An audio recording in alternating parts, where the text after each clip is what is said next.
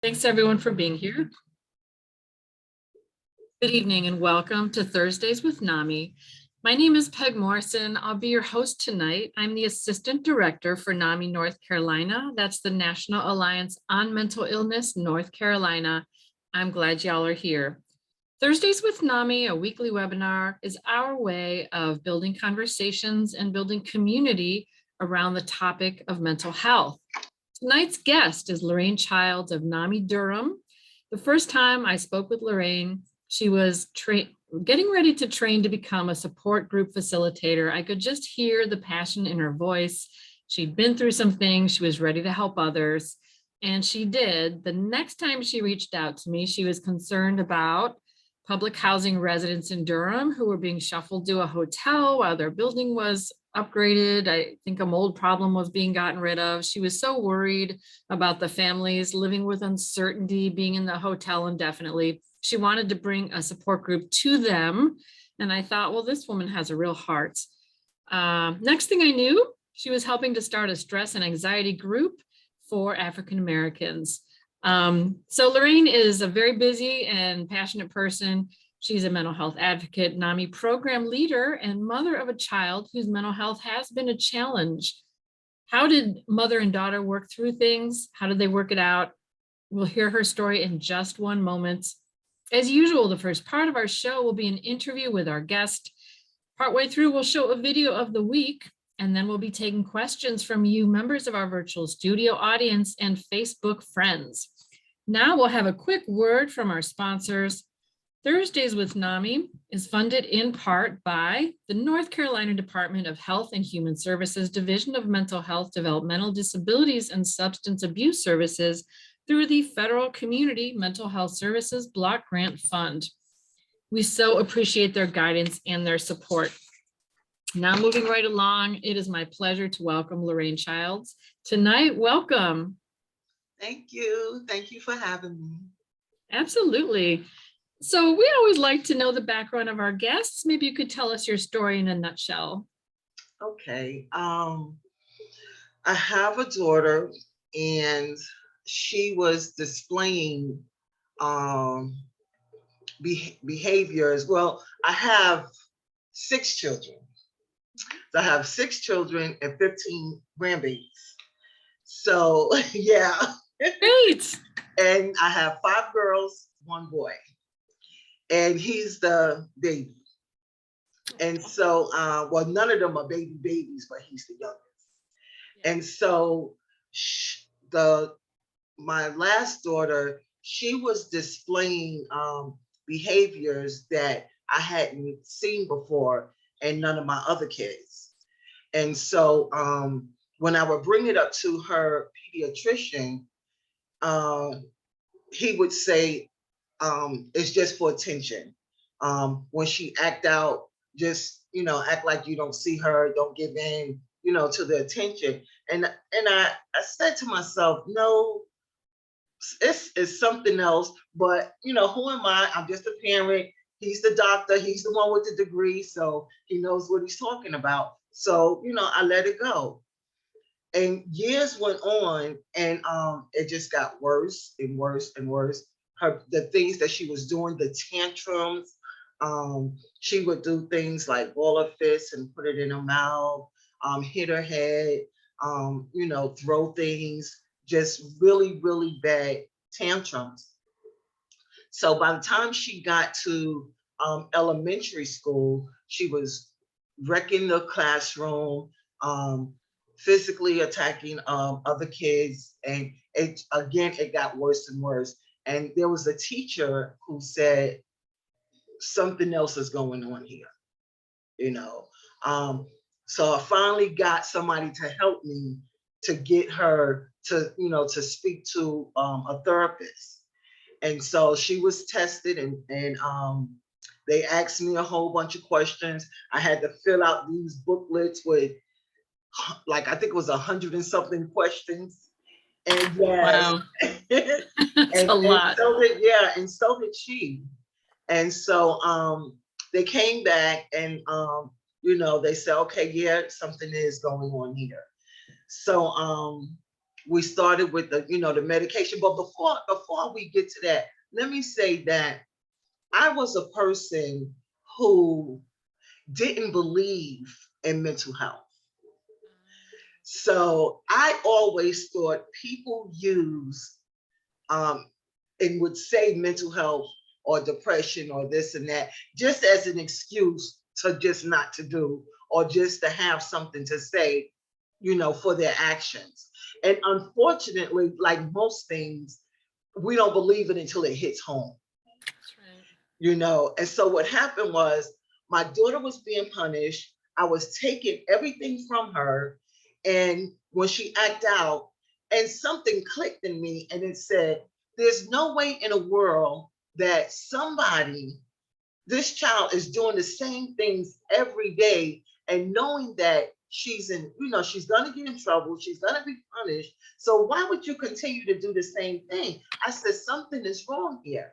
And so, and I would say that to the doctor, she's doing the same thing and she's being punished. So clearly it's something that she can't help, And so I said, what can we do? So they put me in touch with a program and they did the in-house therapy with her. And that started off okay, then that got worse. It got worse in school. The teachers was concerned.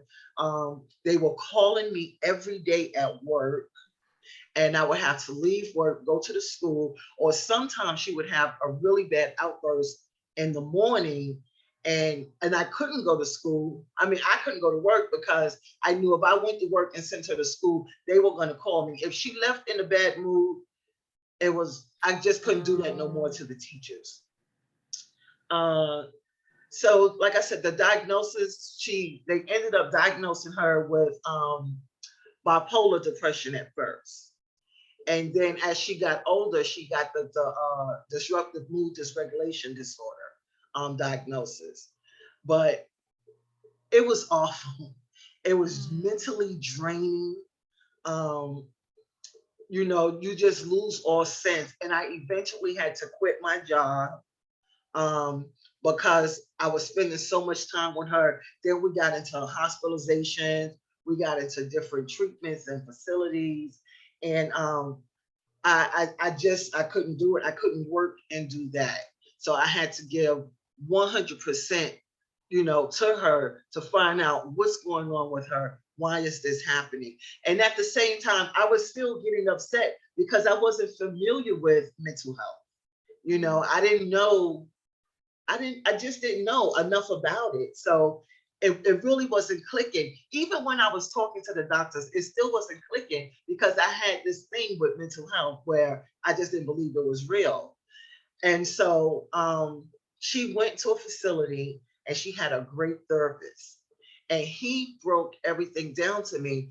But the problem came when he was looking for me to do all the changing. Wow. Ruh-roh. And so I'm going to be honest, my pride got in the way. And I said, I'm the mother. Why do I have to change? If I tell her to do something, her being the child, she needs to do what I said. And so he said, no, we're not talking about, your average child, that knows how to do those things, And I said, still in denial. I don't believe it. And I'm not going to ask her or wait for her to do what I say because she has to go through these changes. And so he's looking at me and he's shaking his head. And I'm still holding on. Now, while I'm still holding on to my pride, she's still getting worse. So, so something had to give, something had to give. And it was me changing. That's a lot.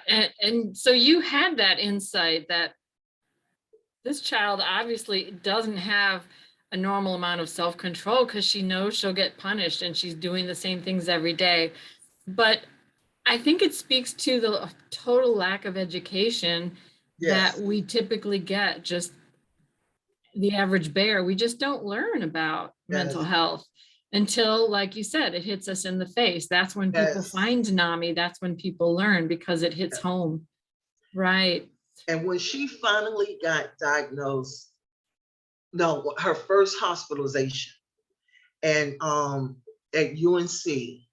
So I was visiting her, and as I was leaving, there was a lady in the lobby at UNC in Chapel Hill, and she had a table set up with all this information on mental health. And I stopped at the table, and she began telling me about NAMI. And so I started telling her about my situation and my daughter, and I just left from upstairs visiting her. And she said, "It sounds like you need our family to family." And she said, "We have a class getting ready to start." And so I'm like, and she began to, yeah, because I think I was looking for something instant, like when you're really going through, you're looking for something instant. You're not looking for something that you got to go through. And so when she was talking about a class and she told me how long the class was, and they meet once a week and it was for 2 hours. And, at that point, it was like, what else do you have to lose? And so I joined I registered for the class. I started attending the class. And you know what, Peg? It was the best thing that I could have done. And what's so amazing about it, it was so simple. All I had to do was just register and show up. That was it. And I did that, and I got so much information. And that's when I said, you know what? Mental health is real. It's real. People don't use this as a cop out. This stuff is real. And I said, then I started feeling bad as a parent because Right. I was blaming her and thinking all of this was her fault. She was just acting out, and she wasn't. It was behavior that she couldn't help. And I learned that she didn't make up in her mind every day, I am going to get up and embarrass my mother. Mm. That wasn't her intention. Her behavior was things that she could not help. And she didn't have the coping skills. She just didn't know what to do because I didn't know what to do. So I couldn't help her fully, and just putting her in other people's hands and not doing my part as a parent wasn't helping. So Mm. I learned through NAMI and family to family that I had to work with her therapist. When she was in placement in different facilities, I had to work with them. I couldn't just put my child there and then just walk away. I had a responsibility also. So, which means I had to do what, Peg? I had to swallow my pride, Mm. and I had to realize that, okay, if it takes you correcting her and she needs a couple of hours or she needs a day to process what she did, then you as the parent, because you want to help her, you're going to wait. Mhm. You're going to wait. And that's what I had to do. I had to change a lot. I had to stop doing this to her, pointing the finger, and I had to start talking to her with I statements. Right. So when she would run away or she would hurt herself or she would self-harm, I would say, before I would say, why are you doing that? You need to stop. You. So then what I had to do was I had to say, you know what? It really hurts me, or I hurt when you do that. I don't like when you do that because it scares me. I don't like when you run away because I get scared, and say, instead of saying, you need to stop this and you need to do this, because I was making it worse. I was making it worse. And what people don't understand, especially with children with mental health issues, across the board, body language and tone are triggers for them.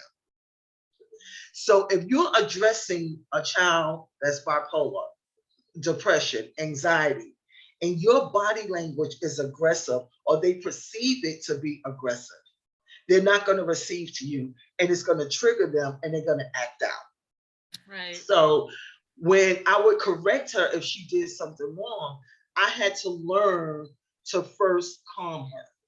So I would say, or grab her hand, hold her hand, and say, you know what, baby? I said, look at mommy. I said, you see my face? I'm not mad. I said, mommy look mad? She said, no. I said, Oh, and I said, you hear my tone? She said, yes. And I said, am I being sarcastic? She said, no. And I had to make sure that all of those things was in place before I can proceed. wow. And that's how we learn to communicate. Wow. But yes, but now again, in the beginning, I didn't want to do it. And I learned this from her therapist and family to family, that I needed to change the way I talk to her because it's all about the way she's perceiving it. And most times, even if you don't have a mental health issue, you don't want nobody, correcting you or telling you what to do anyway. Some of us already have a hard time with that. But her thing was, she took it personal. So whenever I would correct her when she did something wrong, her defense was, I can't do nothing right. I'm always wrong. Why am I here then? I'm just in everybody's way. Those are the things that people would say, that Right. if, so I had to learn, you know what? Just try it, Lorraine. Just try it. And our communication, it got better. And even when she would come on home on a home visit, we would practice it. We would do it.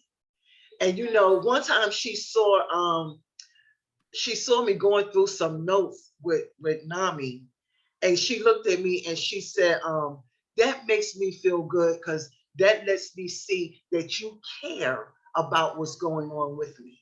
Oh, that's so sweet. Yeah, because she saw me learning. And as parents, when our children are suffering and they're going through, different things, we have to make it our business. We have to make it our responsibility to find out about their diagnosis, to find out about the symptoms, to find out about the triggers, even to find out about the medication, find out about the side effects of medications. Do they need the medication? That's our responsibility, to find these things out, and so we can help, so we can do our part. So if I understood her diagnosis, then I would study it. So I would know how to help. I would know how to talk to her. I would know what to do. And it made me understand her more. It made me understand the behavior more. And I think sometimes, and parents, we get frustrated, and I get it, because disruptive mood dysregulation disorder, it's a childhood condition where that child goes to the extreme with everything. And they're irritable, they're always angry, they have frequent, intense outbursts. And they do this 3 to 4 times a week for at least 12 months or more. Exactly. So imagine a parent going through that with their child. So it's a lot. It's a lot. And you get so frustrated, you don't know what to do, you don't know where to turn. And if you don't have family support, because my family at one time, they thought she was just acting out. And my older kids would say, Mommy, you would spank us. How come you letting her get away with this? How come? And because they didn't understand. Yeah. Or they say, ain't nothing wrong with her. Ain't nothing wrong with her, but they didn't understand. And it is, it's a lot. That It's a is tough. lot. But one thing I tell parents, Pay, is when you have a child with mental health issues, one thing you got to have the most of is patience. And then when you run out of those patience, you got to go get some more. And guess what, Peg? When you run out of that, you got to go get some more. It's like toilet paper. Yes, yes. You got to keep getting it, you know? And I learned that. I learned because I love you, I'm going to hang in there with you. Because I love you, you and I are going to get through this together. And we did this from, I want to say, 6th or 7th grade all the way to high school. And I didn't think I was going to get a chance to see her graduate. Oh my goodness. I didn't think I was Wow. gonna, I did not think I was gonna see it because she would go to school and something would happen and she would get hospitalized and she was in the hospital for a month to 3 months at a time. Her longest stay at a hospital was 9. You know, yes. 9 days? 9 months. Wow. Okay. And then she went to a facility in Asheboro and she stayed there another 9 months. And then her last facility she was in, she was there for 4 years. And so I spent my weekends, my holidays visiting her. Because my thing was, I'm going to let you know that I'm in this for the long haul. That's so beautiful. I'm not going anywhere. Yeah, your statements, I love you and I'll be there for you. I want to draw your attention to some comments from the chat because they're really getting a lot of great feedback. Thank you for admitting you didn't give mental health its respect, in quotes. I was the same and I'm struggling to get my family to understand what's happening to me as I learn too. And as a parent, we want instant gratification. We want the pain to end in that moment. I feel so helpless. Comments on your wisdom. And wow, I'm guilty of doing this to my daughter. And this is why my relationship with her is strained. And it's so hard because we just don't learn about it in day-to-day life, most people's experience. And then when it hits your family, it's kind of like you have to run a marathon with no training. Yeah. And I would say to that parent, learn her her behaviors, learn her symptoms, learn when you recognize that she's going into depression. Try to figure out those triggers, help her with coping skills, find out what it is that relaxes her, that makes her feel comfortable, and surround her with those things.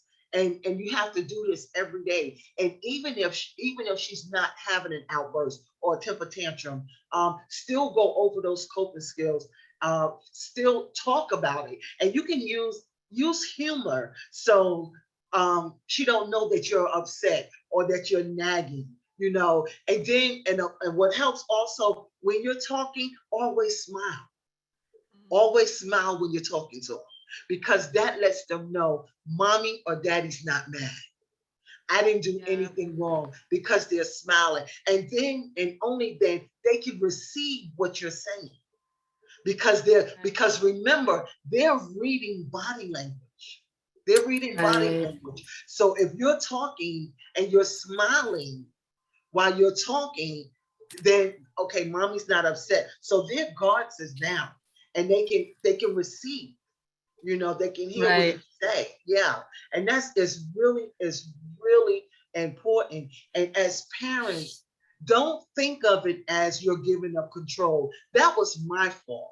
I felt like as a parent, I was giving up control, and I needed that because I was the parent and this is the child. But that's not so in these cases, So what I had to do, I had to relinquish my control. And I had to make up in my mind, I'm going to do whatever I have to do to help you get through this. Because if you have that child and they're self-harming, that hurts you. I always tell parents, I say, this, when they're babies, or toddlers and they run and they fall and they scratch their knees or something. Here's mommy. And we grab them and we pick them up and let mommy kiss the boo boo. Let me make it all better. Mhm. And now you can't do that. This is one of those Right. things we can't kiss and make it all better. And that would be, when I got involved with her therapist, and I would talk to him also, you know, and I would say that I can't make this better. I can't fix it. I can't kiss her boo boo and tell her it's gonna be okay. And Mhm. that as a mom, especially because we're nurturers. Right. So as a mom, it hurts even more, because we want to protect them. And now Right. here is something that's attacking them and it's attacking their mind. It's affecting their livelihoods. And Mhm. we don't know what to do. And we feel helpless. But the worst thing, there's several things that we as parents should not do. Whether your child has depression, self-harming, anxiety, whatever the diagnosis is. One, never make them feel ashamed. You don't feel ashamed and embarrassed in front of family and friends, um, because that hurts. And don't ignore the problem because you want them to be like your next door neighbor children or your sister's children. And see, we get in trouble when our children need help. We don't want to admit it, and then it's the parent that's in denial because that parent want them to be like little Johnny next door or little Susie up the street. And then we look at the child and we say, why can't you go and be a cheerleader? Why can't you go play basketball or whatever, like so and so next door? Why do you have to stay in your room and just lock up in here and you're just crying all the time? Just get up and do something. No, we're making it worse. He's not little Johnny. She's not Right. Susie up the street. So that's your child. Meet them where they are. Meet them where they are. And it just kills me when I see parents in denial because they're embarrassed. But Exactly. because you're in denial and you don't start getting that child help, the system is going to get them when they get older. The Mhm. system will get them. The schools will give up on them when they're in there acting out. Mhm. So we can't be ashamed of what family and friends going to say. We can't think about this image that we want to portray, that we have this perfect family, we have this perfect child, because when you really look at it, none of us is perfect. Right. None of us is perfect. So don't make that child feel embarrassed about who they are, because whatever diagnosis they are, it's not them. Right. They're still precious and they still can do anything they want. And Mhm. my daughter, I kid you not, I did not think that she was gonna make it through high school. I never thought I would see that day. And But she she did. graduated from high school this year. And Hey. and I was so happy that she graduated. I gave her my credit card and I said, go get what you want. She wanted, I kid you not. And I told her, she's looking at me. We went to get her hair done. I said, go in the store. I sit in the store with the card. I said, you need a graduation vest, you need shoes, you need this, you need that. We got the nails done, everything. And I did not complain one time. Baby, Oh, that's spin it. wonderful. I said, spin it, because I didn't think I would see that day. I did not think I would see her walk across that stage and get her diploma. And it just blessed me so much to see that. Because when you think about what a parent goes through with a child that has intense outbursts 3 to 4 times a week for months at a time, and they will do this in home, in school, and in she had an outburst at the fair, you The know, county fair. yes. And Wow. she was little. So here I got her over my shoulder going out the fair gates. And I'm hoping the police don't stop me thinking I'm taking somebody's job. But that's how she would do. She would be in the mall, in the food court, and just fall out. And so just imagine going through that. Just imagine being a parent and you just going through, and you're with your family, you with friends, and they do something. My thing is, don't get embarrassed. Love on that child, correct them the way you would correct them in home. And my thing too, and I encourage anybody that's listening right now. I don't know where you live, where you from, what city, what state. Find out the NAMI organization where you are. Get involved with the classes, the family to family classes, the NAMI basic classes, the advocacy classes. Because once you start really getting involved with your child's treatment, you're going to see a lot of things you don't like. And that was my thing with getting involved with the advocacy class. And once I got there, I wanted more. And I ended up joining that and becoming a teacher. And I want to teach everybody how to advocate for your child. We need more money in the systems for mental health. Something has to be done when your child is in a crisis and they're taken to the emergency room.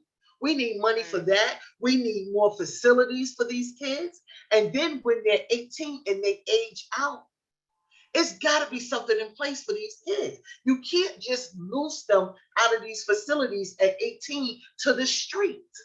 Right. You can't right. do And I that. want to, one thing that's really a huge concern is that the rate of suicide is increasing, especially for young people of color. As a whole in the United States, the last 2 years, the rate has gone down a little bit, but for Black teens and young adults, Asians, Hispanics, those numbers are going up, and they're going up dramatically, like 50, 60%. And I think that's because, and I can't speak for those communities, but in the African American community, we're taught, be strong. Right. Suck it up. You can get through this. Your ancestors are strong. Your ancestors were strong. So we don't talk about mental health like that. It's seen as a weakness. You don't talk about Uncle Max in the back room with the door closed. We don't talk about that. It's taboo. And then the African American community, it's like, look, you have to do whatever you have to do to survive. Ain't nobody got time for nobody to be sitting in the house being depressed. Yeah. So you better not tell nobody you depressed. You better not tell nobody, you feel anxious, you have anxiety. Look, you better get over that and do what you got to do. Mm-hmm. But it's not that easy. You can't tell somebody that's depressed to get up, brush it off, suck it up. You can't do that. Right. Because it's not that easy. It's not that easy. It's not that easy to tell somebody, look, you need to get over that. You can't do that. Because if I told you I had diabetes, or if I had cancer, or I had something else, you're not going to tell me that. You're not going to tell me something else. And people got to understand, mental health is the same thing. It's the same thing as having any other type of disease. Exactly. But just because you can't see it physically, don't mean it ain't there. Don't mean it ain't real. Yeah, and to your point, there's someone in the chat box sharing, I feel like I failed the family because I recently got taken to the hospital for a day. When you were saying, you need to toughen up, basically, that's the rhetoric that was taught to her. So I'm sorry you went through that. Yeah, I am. I'm so sorry you went through that. And it's not true. It's not true. You don't have to suck it up. What you should do is just seek support, seek help, and find out, what type of coping skill is easy for you. What helps you get through, and learn that. But don't feel guilty. You have nothing to feel guilty about. That's their problem, not yours. And don't make it your problem by adding that onto you. Don't add what somebody else think about you onto you. You're already dealing with enough. So you can't worry about what somebody else say and what somebody else do and what somebody else is thinking. So I would focus on me and do what I have to do to get better. I would pay more attention to me. Journal, find out why and what days, what is it? Do I feel like this when the sun is out? If you notice when the sun is out, you're writing more and you're going through, or when it's cold, when it's hot, whatever, just find out what it is that's triggering you, that's causing you to have these episodes. And then take it from there. If you go to the NAMI website, you can look through, they have a list of resources. And just find out what you can do. And what people don't know too about NAMI, all of these programs are free. The support group is free. The support itself is free. And you get to meet like-minded people. You have no fear of judgment. Nobody's judging you, and I've met some of the greatest people, even in my support group. I facilitate the anxiety and stress support group for African Americans, and I have met some of the greatest people. I've met some great families and family to family NAMI basics. I've met great people in my advocacy class. You just meet new people that are like-minded, that you can have great conversations with. You can feed off each other. You can exchange resources because they might know something that you don't know. Mm-hmm. They may know about a program that you don't know. So, right. I'm sorry. Well, sometimes our families aren't supportive and they need time to come along. They need time to adjust and get educated. So NAMI can provide a family of choice. NAMI can provide that safe space that you might not be getting elsewhere. Yeah, that's right. And I loved I loved your comments, Lorraine, about I statements, and I want to make sure people understand that. You gave very good examples. It's not you need to change or you did this and that, but you describe the person's behavior in very neutral language and say, this is how I felt. Right. And because she would, the older she got, she would get upset and she would run. She would run away. And it did scare me, it did scare me. But when she did it, I didn't say it scared me. I would say, you need to stop doing that. You this, you that. And why do you keep doing that? And when I learned not to do that, that's when I started letting her know how it made me feel when she did it. And it was, I get scared when you do that. Right. And so here's an example too. Lorraine, when you share your story so transparently and honestly, it makes everyone feel safe because we can look at our own challenges, our own behavior that we need to change. So I really appreciate that. Oh, thank you. That is a nice statement. And I do. And people always say, I've had people say to me, why do you tell your business? It's not my business. Sometimes we go through things in life and we get through them to share, to help somebody else that's going through that. And when NAMI changed my relationship with my daughter and it changed how I communicated, I wanted that for every parent. I wanted every parent to know, don't give up, and that you can't see it now, but it's light at the end of that tunnel. That's right. Whether you can see it or not, it's there.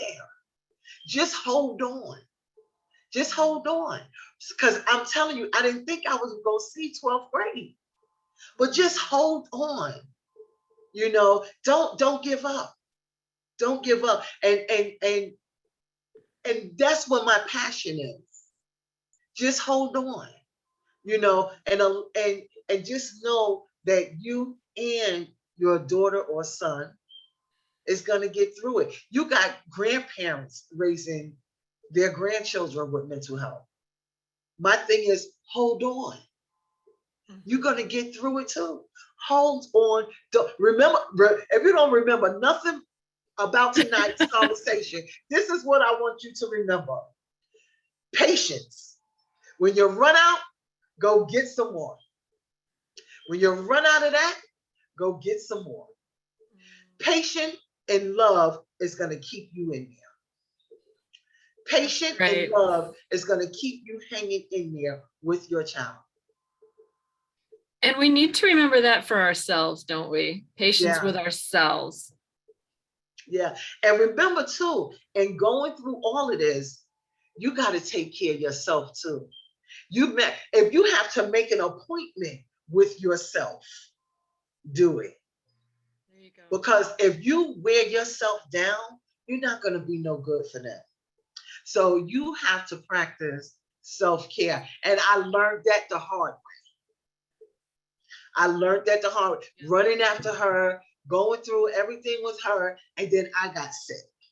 Oh no. My stress level went up, so, and everybody was like, look, you're there for everybody else. Take care of yourself. Because if something happened to you, who's going to be there for them? Right. So you have got to take care of yourself. Self-care is really important. You don't even have to do anything spectacular.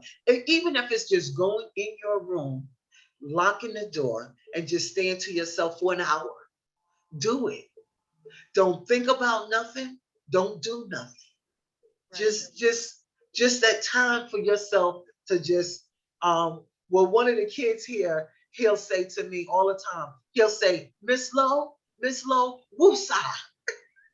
He'll tell me all the time. He said, if he see me getting like up there, he'll go, Miss Lowe, woosah.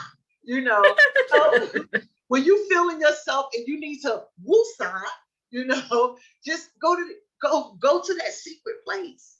That's right. Go to that secret place. If it's sitting in your backyard, just looking up at the sky, go. Just do it. Whatever it is, just do it.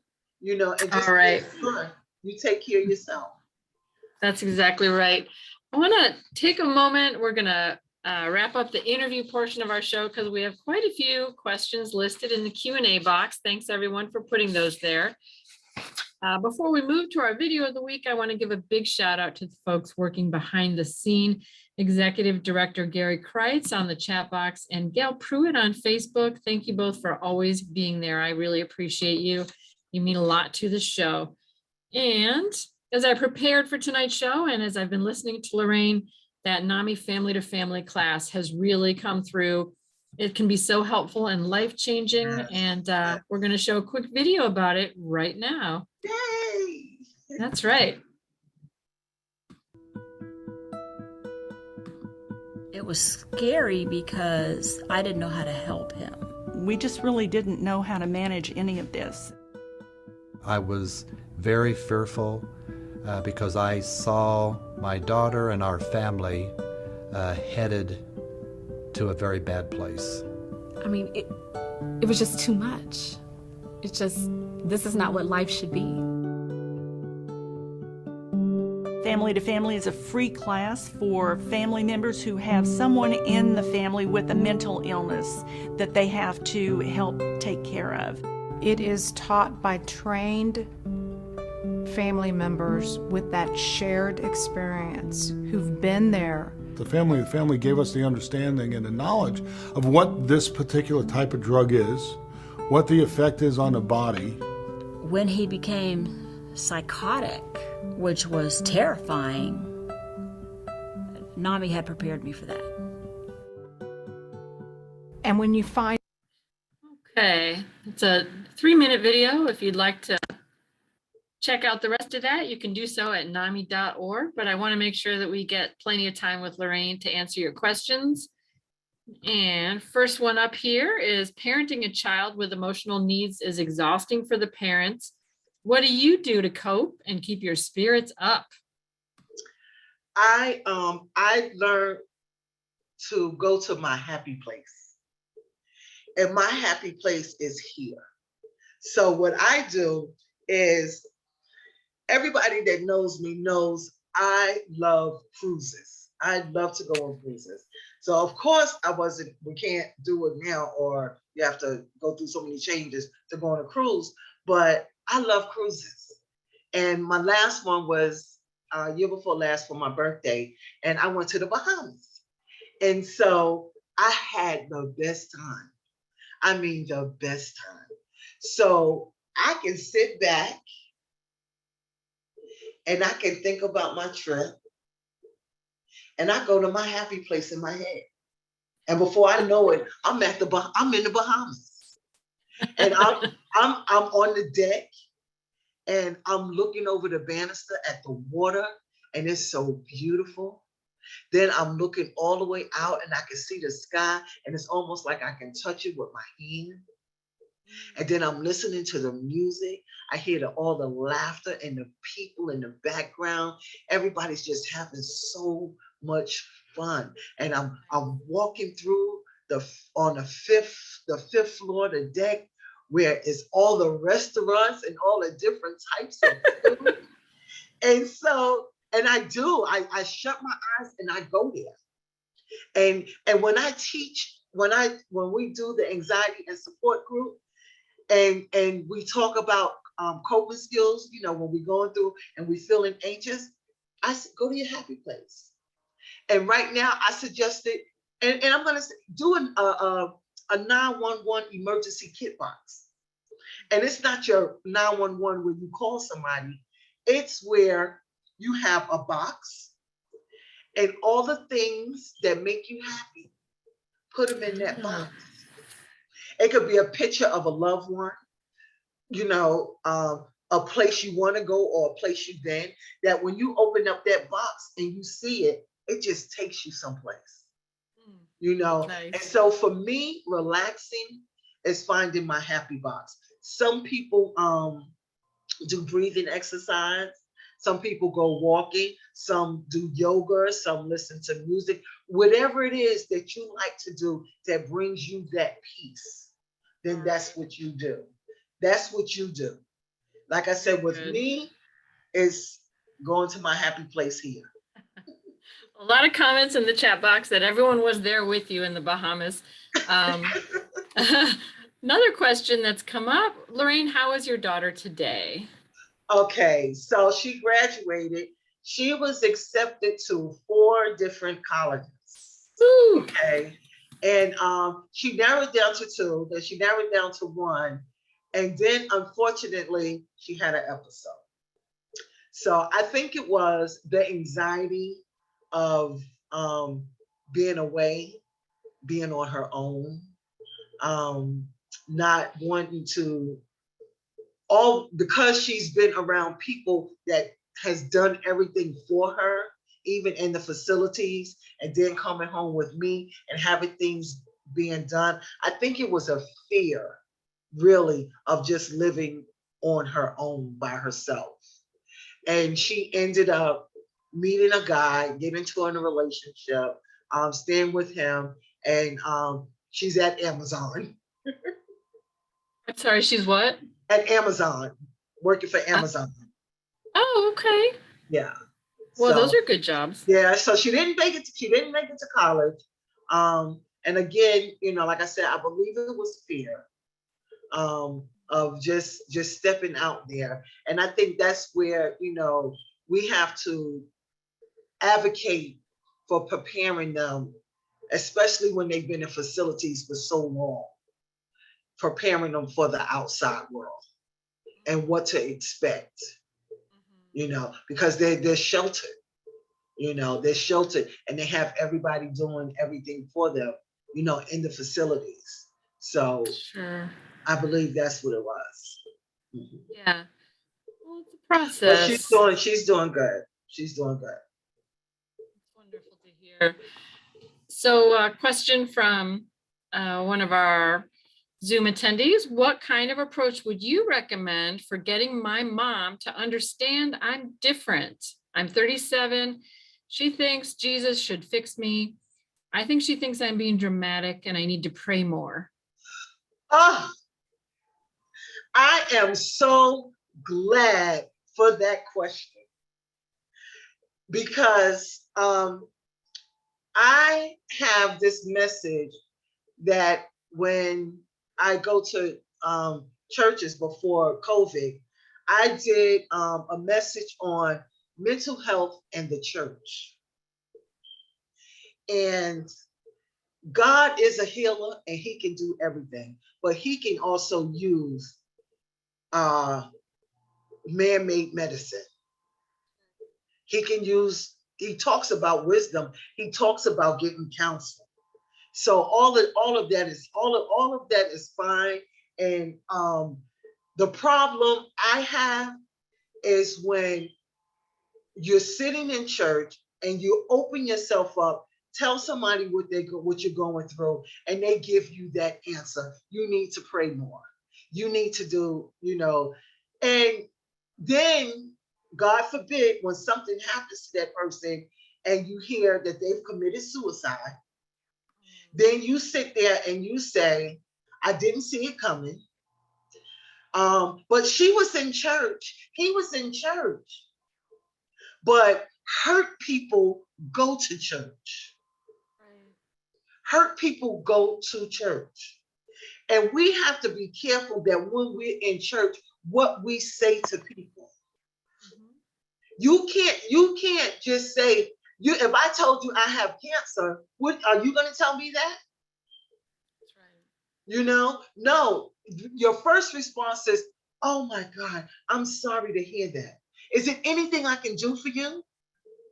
So why is it if we're in church and I tell you that I'm suffering from depression, you want to tell me it's the devil, you want to tell me to go pray and all of these things, and those things may be true, but where is the compassion? Jesus was a man of compassion. You're not showing me any compassion, so I'm leaving the same way I came in. So what I would say to this young lady is, you can't make nobody see or understand you. You have to do what you have to do for you. You have to make yourself comfortable enough that you're not ashamed of you and you're not ashamed to seek help for you. If you can't find family support, that's fine. There are so many organizations where you can get that support and you can meet someone that's there for you. So don't allow that to discourage you. Don't allow it to define who you are. And yes, that's right. NAMI has a faith connections group. Get involved with that. Learn about what you need to learn about in the faith connection group. But don't get discouraged by what people say. And just know that there's people out here that are fighting and walking to break the stigma off of mental health. That's exactly right. I love the way you wrap that up. People are fighting and walking. We have NAMI walks every year. And it'll be May, I believe it's the 21st next year, and we walk to raise awareness.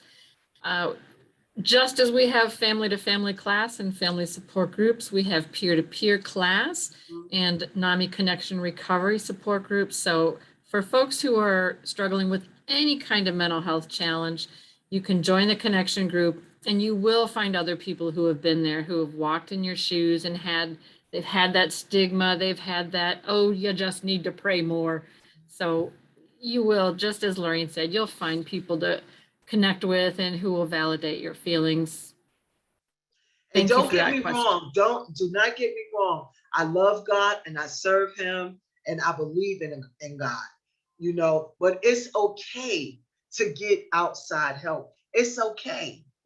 It's okay. Just know that it's okay. Do not let anybody shame you into thinking that because you go to church, you should be perfect. You shouldn't have any issues or any problems. Please don't do that, because that's just adding more stress onto you. That's right. This is a fun question, Lorraine. When are you going to start writing a book? Ah, I haven't thought of that. I haven't thought of that. And you know why? You know, and I'm glad that person said that. And what I failed to mention in this telling my story about my daughter, that she is not my biological daughter. So I had her since she was, I'm gonna say, about 4 months old. And I'm the only mom that she knows. So here's the kicker. Here's the kicker to this. She is Caucasian, blonde, blue-eyed. Sometimes her eyes is gray, and whatever the sun is like is green.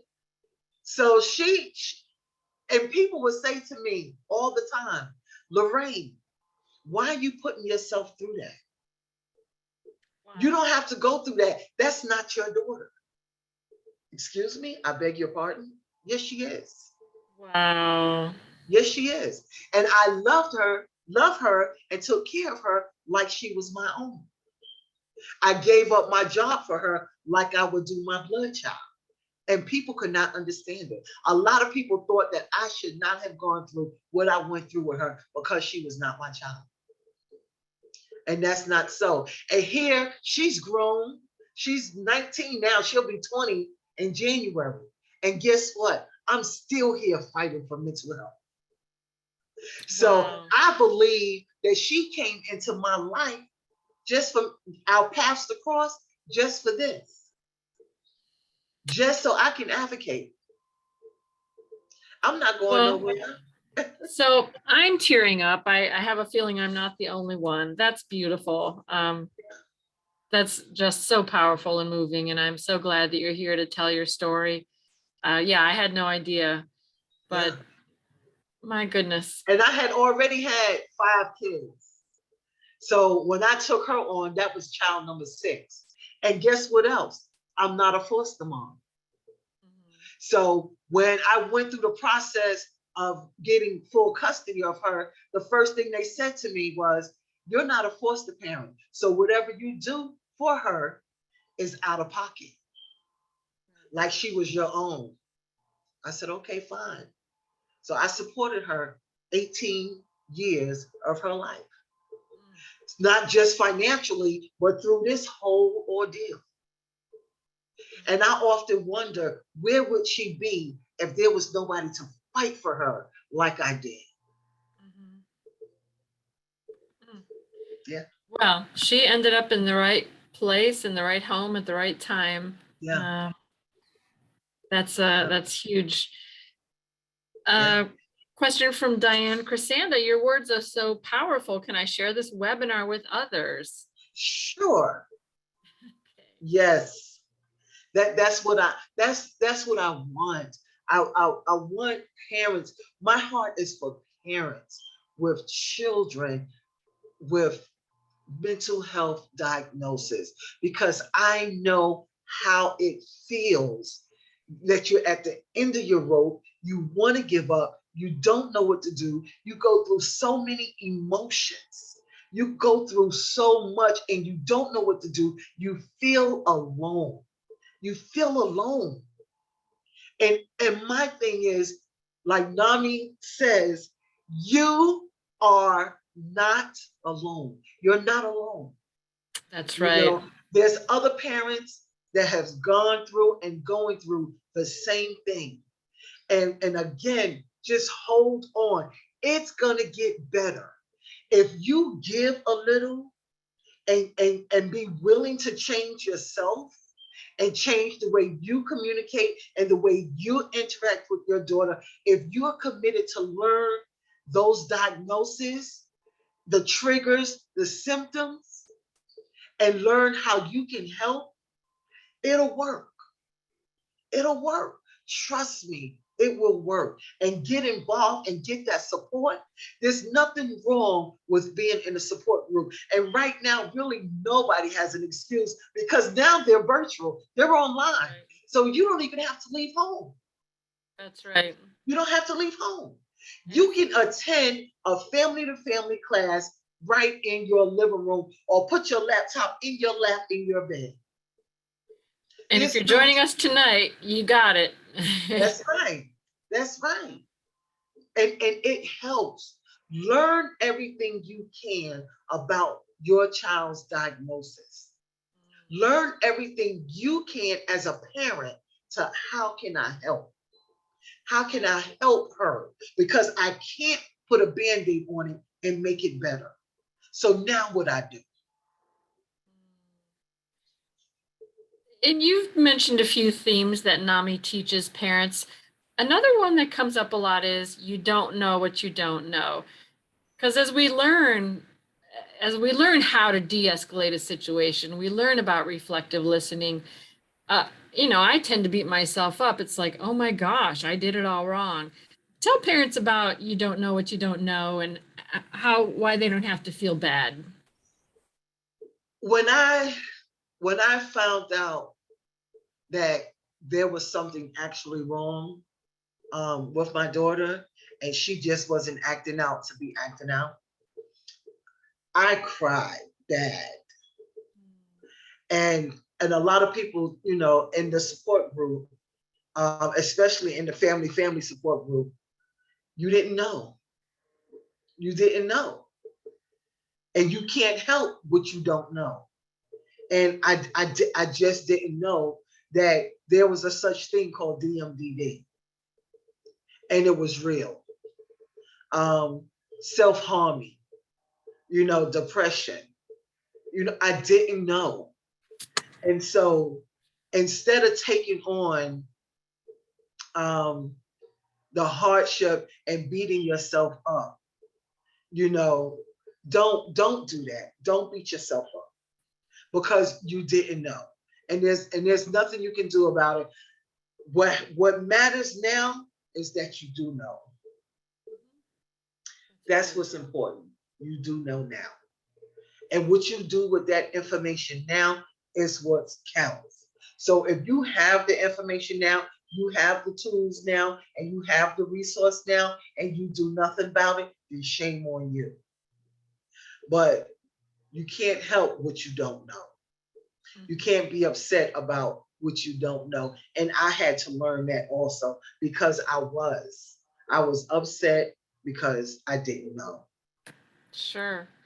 Yeah, and as we've mentioned, mental health literacy, it's not on the radar for most people until they need it.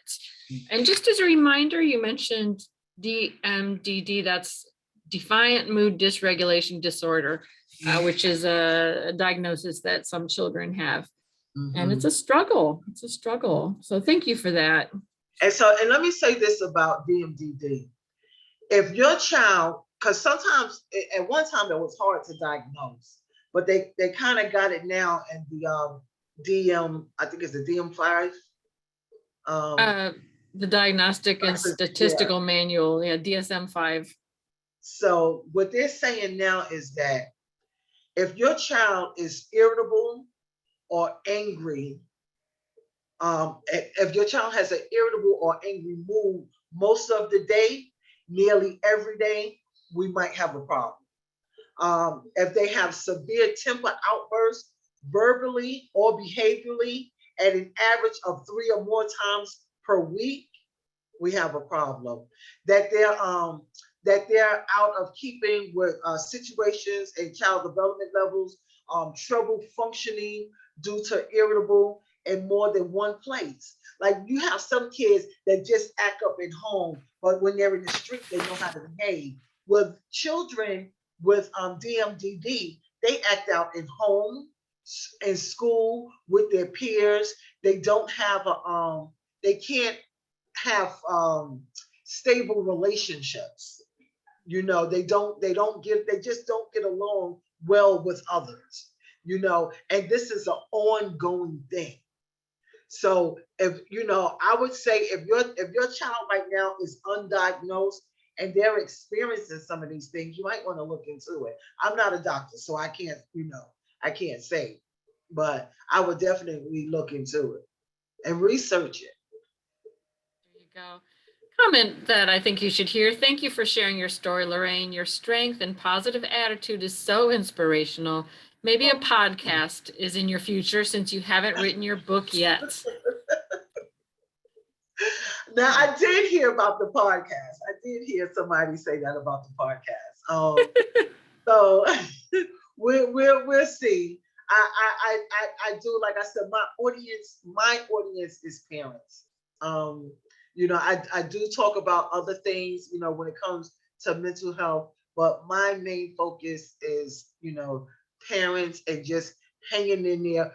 The last thing you want to do is abandon. The last thing you want to do is abandon that child because they already feeling insecure. They recognize that something is wrong, that they're not like the other kids. And when you have your parent and your parent treats you that way, that adds on to where you're already feeling about yourself. And that's why we find these kids committing suicide. So let's be supportive. Let's be their biggest cheerleader and always praise them more than we point out the negative things that they're doing. Let's just praise them, and if Johnny never washes the dishes or Susie never washes the dishes and you come in there one day and they're washing the dishes, praise them. Oh, Johnny, thank you for doing the dishes. I don't care how little it is, how small it is, just praise them. They thrive off of that because it makes them feel special and it makes them feel good. And you want to encourage them. And even in the negative, try to find the good. They're having an outburst and they're mad about something. You know what? Johnny, I'm sorry you're upset. And I understand why you're upset. I would probably be upset too. But let's figure out how we can do this. You want to talk to them instead of stop doing this. You always do this. What are you mad about? That's nothing to be mad. You don't want to do that. Let them know you understand. I understand why you're mad. I can see why that would make you mad. It'll probably make me mad too. But let's figure this out. Let's see what we can do to make this better. And then now they see you want to work with them. They see the teamwork. They don't see you on their back.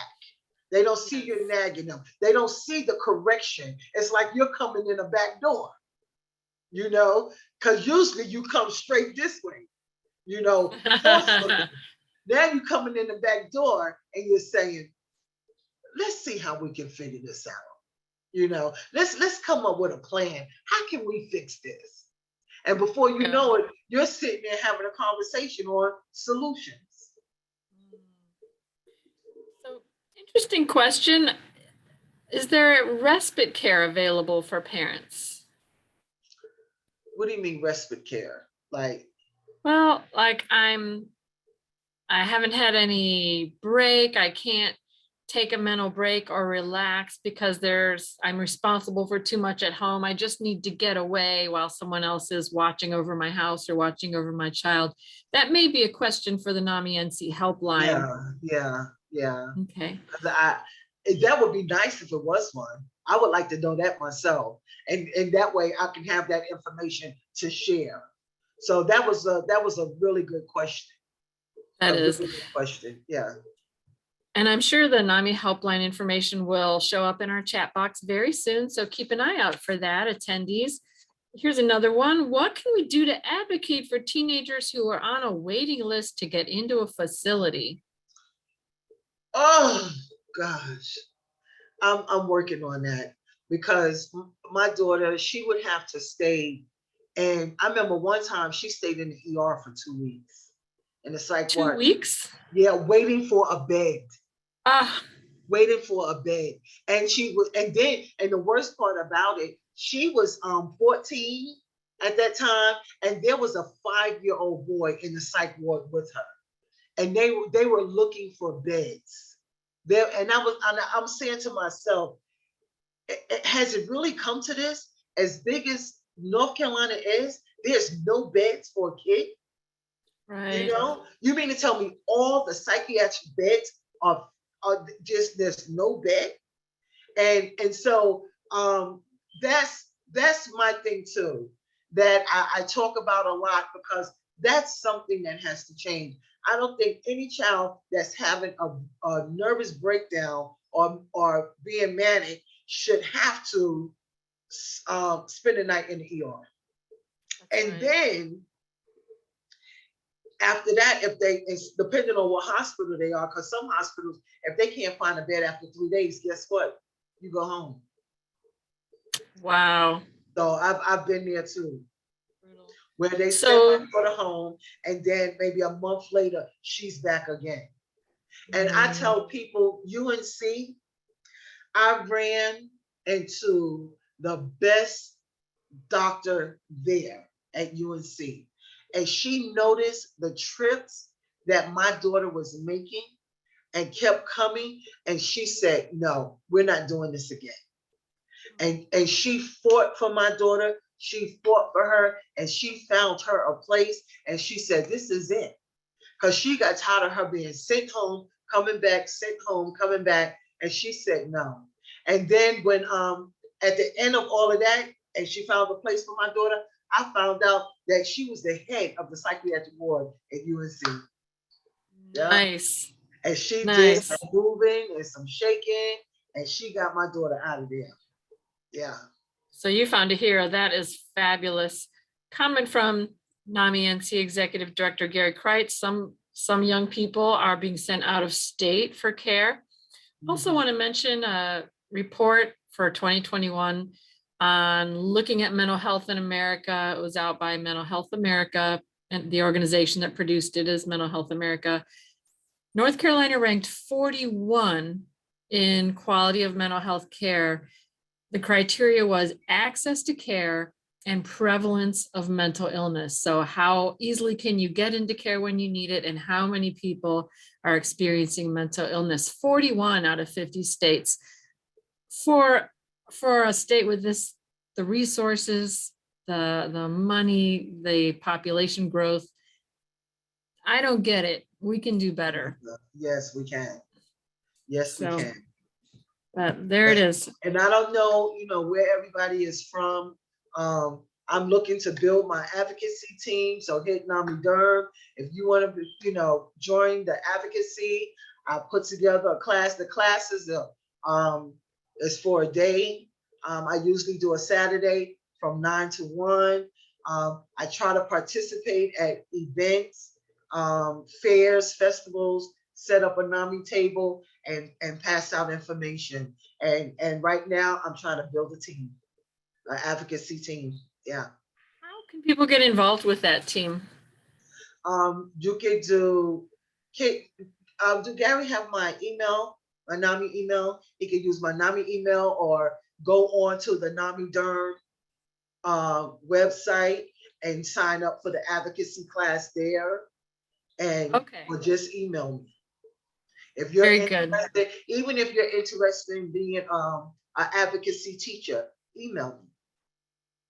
Perfect. So NAMI Durham website, and we'll check that out. You can also contact us at NAMI North Carolina and we'll connect you. But that NAMI Durham website is just put in the chat. Thank you, Gary, for that. Here's a question that came in advance of tonight's show. Do you ever fear your young adult would struggle with independent living? That's a big fear. Yeah. Yeah. Because, along with mental health disorders comes with they're so trusting. They trust everybody. And it comes with a little level of kind of being naive, not streetwise, and just trusting people, and I worry about that. Even with her dating, I worry about the man in her life. Are they going to take advantage of her? Are they going to stick around when she has an episode? Is this person going to stay in her corner and be supportive and be there for her like I was? And I want her to know that everybody's not like mommy. Everybody's not going to be rooting for you, and I'm afraid she's not going to be strong enough to handle that. So I do have those fears. Right now, she's living on her own. I do check on her. We do the texting thing We do the phone. Are you okay? Everything's all right? Yes, ma. Yes, ma. And I can tell when she says yes, ma. Yes, ma. That I'm being a little annoying, but who cares? Who cares? I'm being annoying. Moms are supposed to be annoying.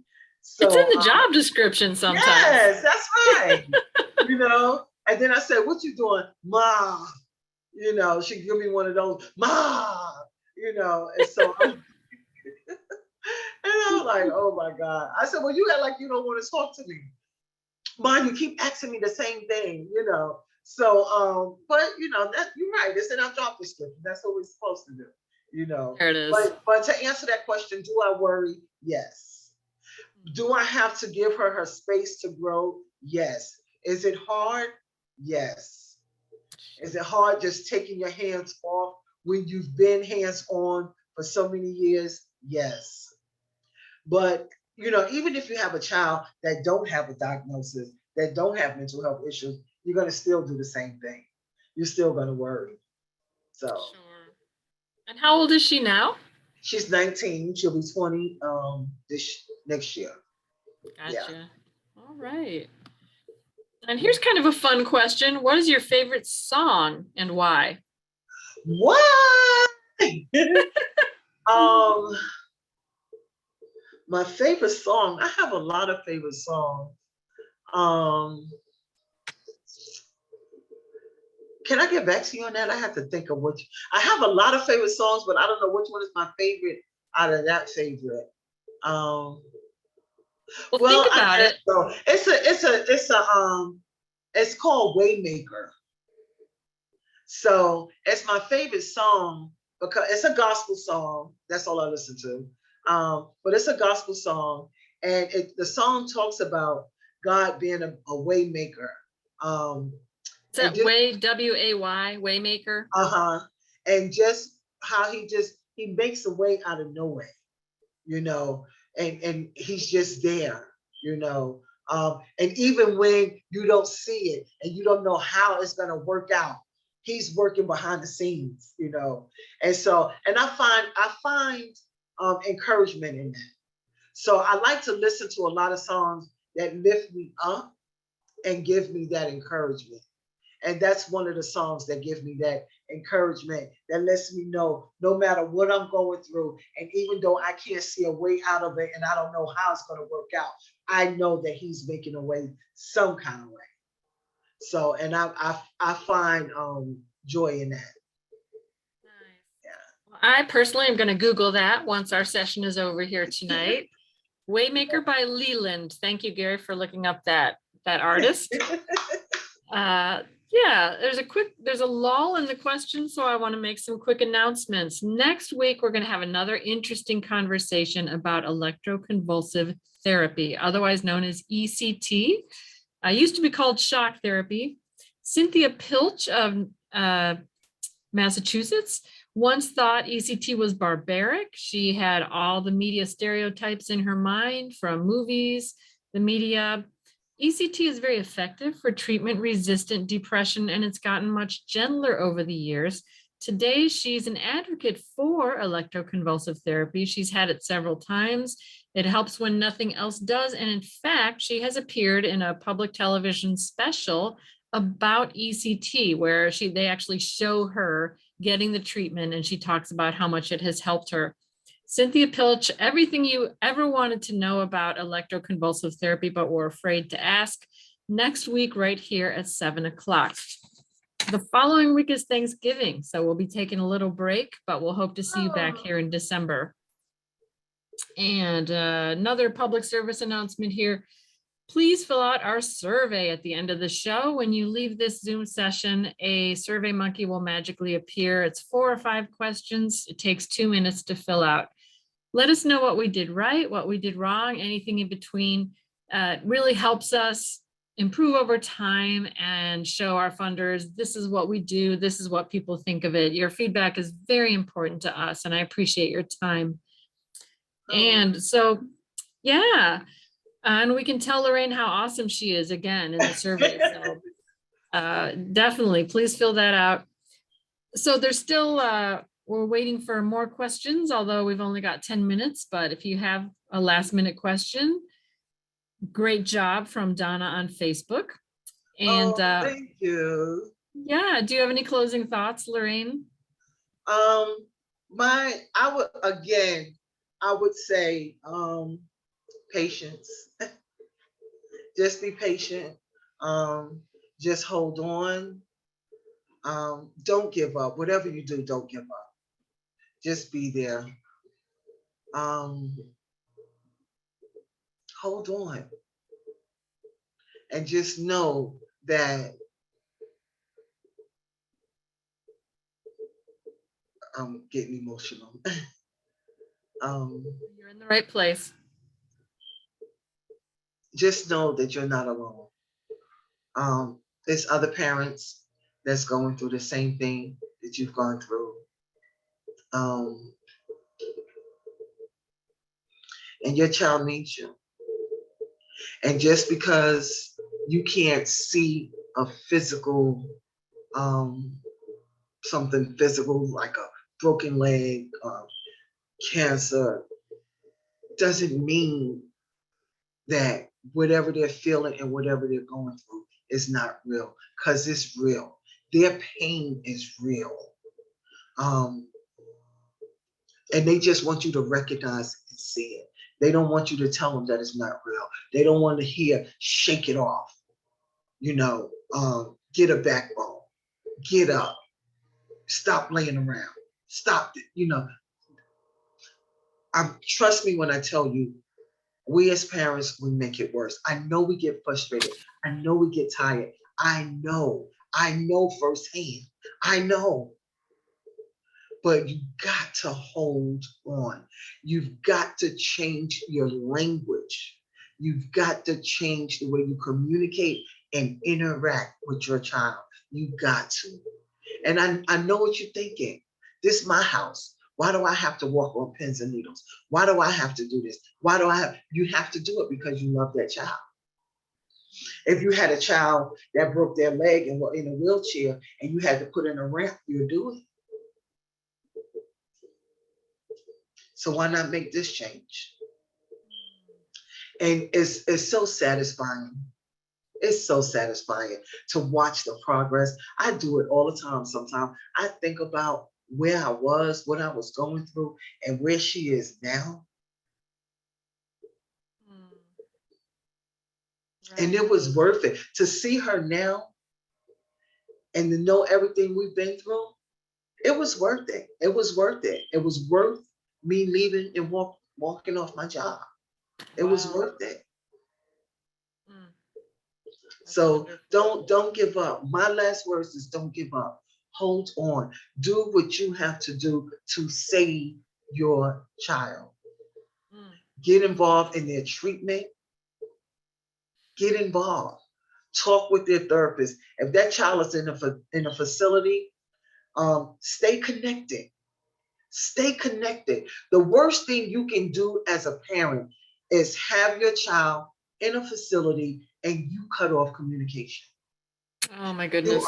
You are doing, they can't effectively work their treatment at 100% if you're not involved. Because you have just confirmed everything that they was thinking and feeling about themselves, that they are worth it and not worth anybody's time. You have just confirmed that when you walk away.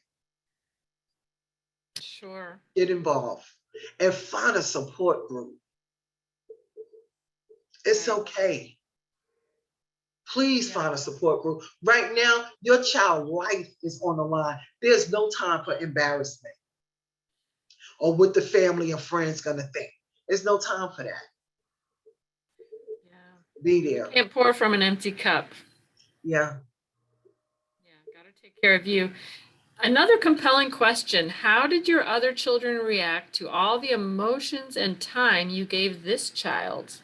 Oh, that was added more onto me because they felt like she was just acting out. I was giving too much attention.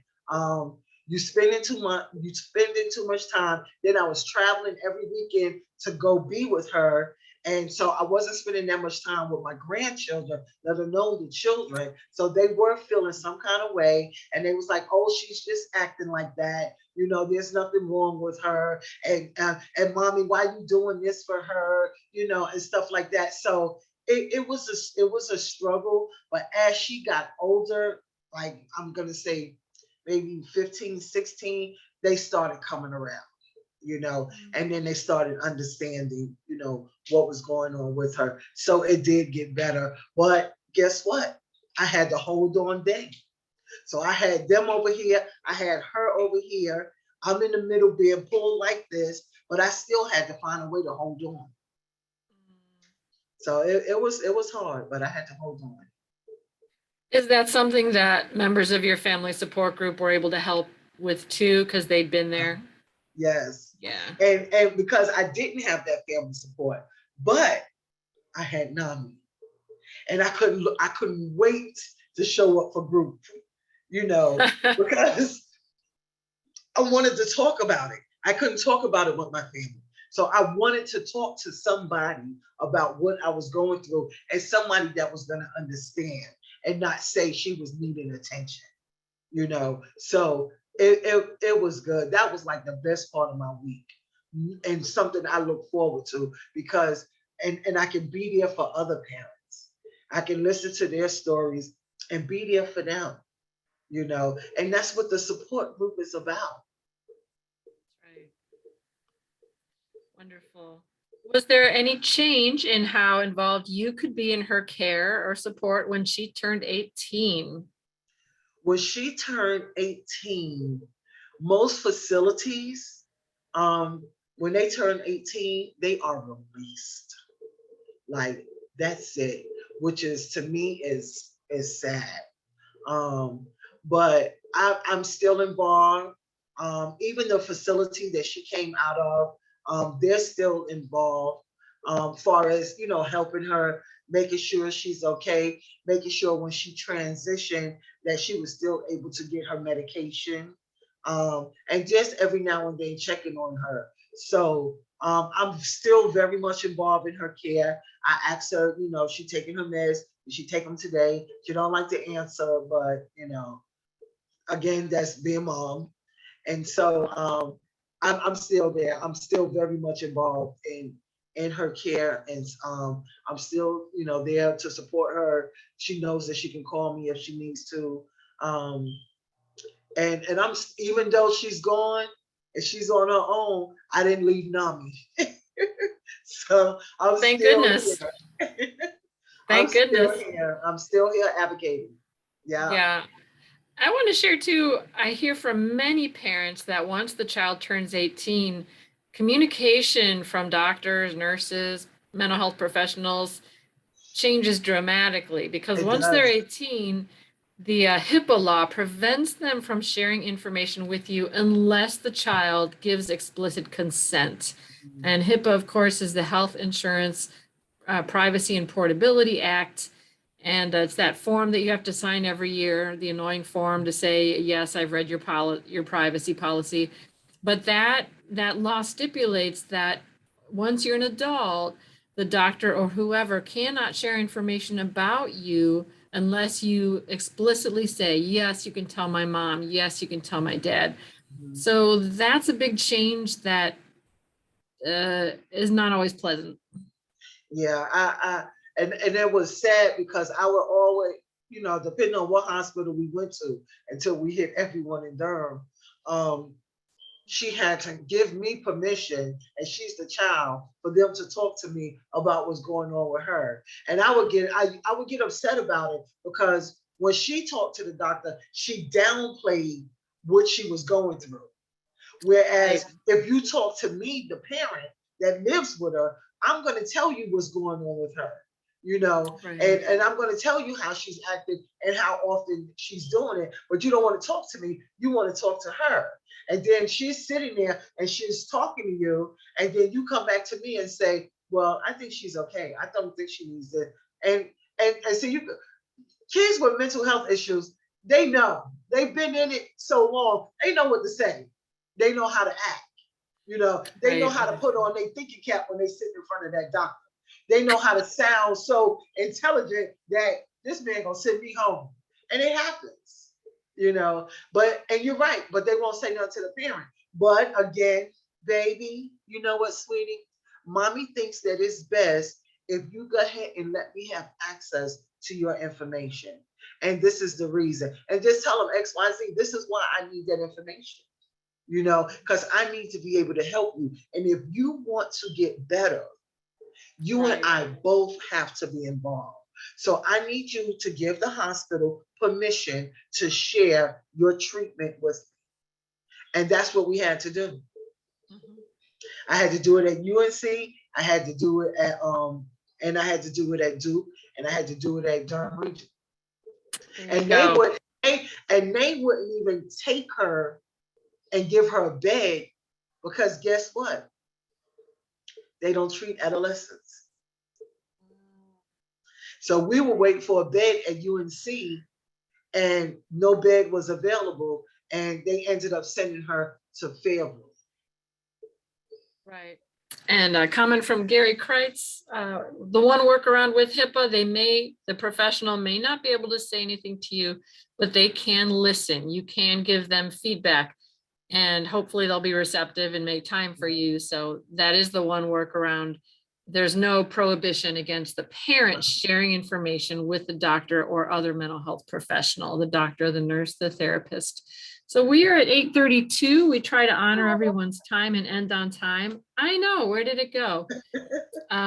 Lorraine, you have been fabulous. And I hope I covered everything. I think so. I think you covered a lot of ground very well. You are beautiful inside and out. I'm just very grateful to you for your time. I knew this would be compelling, and it exceeded my expectations. So thank you so much. And listen to Gary. Nominating Lorraine for State Mental Health Director. I like it. The time went very fast. So we are at 8:32. We have to wrap up. I kind of hate to do it tonight because it's been a wonderful program. Thanks everyone on Zoom. Thanks everyone out there on Facebook who watched us live or watches the recording later. Okay, we'll do that. We'll put it in the comments below the Facebook Live, and we'll see what we can do to get it on the recording. Thanks everyone. Be safe in the week ahead. I hope to see you next week for Cynthia Pilch. And again, thanks Lorraine. This was wonderful. Thank you. Have a good night, everyone. Good night.